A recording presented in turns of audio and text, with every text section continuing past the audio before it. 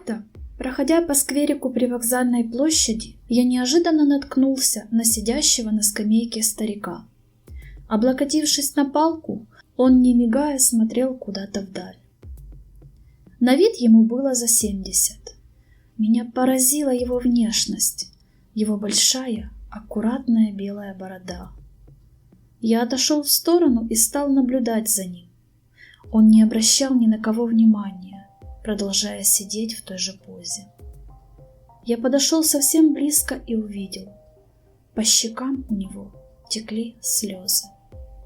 Я не стал ему мешать, ушел домой. До утра я не мог уснуть. Старик не выходил у меня из головы. Во что бы то ни стало, я решил с ним познакомиться. На следующий день на том месте старика не было. Я каждый день приходил в скверик в надежде встретить его, но все бесполезно, он как в воду канул. И все же через какое-то время я встретил его на вокзале. Молодая девушка-продавец заворачивала ему в пакет несколько пирожков. Он не спеша пошел к выходу, я за ним. Старик сел на скамейку. Я не знал, как с ним заговорить, и решил тоже купить себе пирожок. Подошел к продавщице и спросил у нее о старике. Девушка мне рассказала удивительную историю. Оказывается, сын привез его в город полгода тому назад и бросил несчастного старика на вокзале. С тех пор он ждет, что сын его обязательно заберет. Эта история меня очень тронула. Мы смотрели друг на друга и ели пирожки. Старик первый предложил мне сесть с ним рядом. Я осторожно стал к нему подбираться с вопросами, а он охотно отвечал на них. Не отрываясь, я все время смотрел на его красивое лицо. Мы познакомились. Я представился ему как художник. Он с улыбкой глядел на меня. Я предложил пойти в мою мастерскую и попробовать нарисовать его портрет. Он сразу согласился. Мастерская была совсем рядом. Мы поговорили с ним всю ночь. Он рассказал мне свою тяжелую жизнь. Почти месяц он ко мне приходил регулярно, а я рисовал его. Получалось неплохо. А он рассказывал про свою удивительную и такую трагическую судьбу.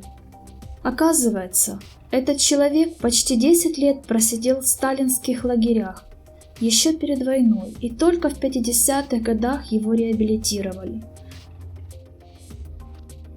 Внезапно он исчез и не появлялся около 2 недель.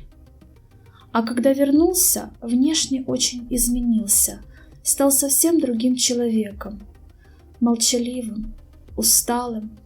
На вопросы отвечал скупо, неохотно. Он попросил, чтобы я подарил ему портрет. Но портрет был еще не готов, и я пообещал ему отдать его в следующий раз. Но следующего раза не было. Он ушел совсем тихо, незаметно, так, как уходят люди на тот свет.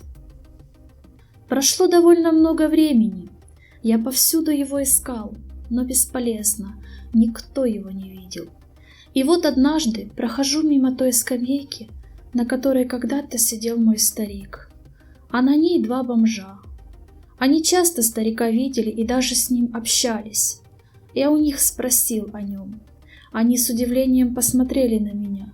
Оказывается, ровно месяц назад на этой самой скамейке он неожиданно умер. Конечно, его похоронили как бомжа. Так он и не дождался своего сына.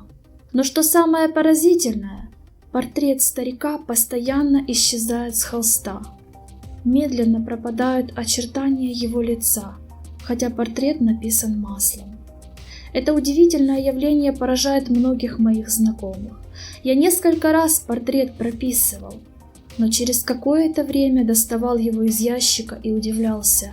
Старик постепенно уходит от меня навсегда, не хочет на этом свете оставить о себе память. Мне посоветовали пойти в церковь и поговорить с батюшкой. Он велел перевернуть портрет старика лицом к стене и перекреститься 3 раза. Я выполнил его указания, но портрет продолжает исчезать. скоро останется чистый холст.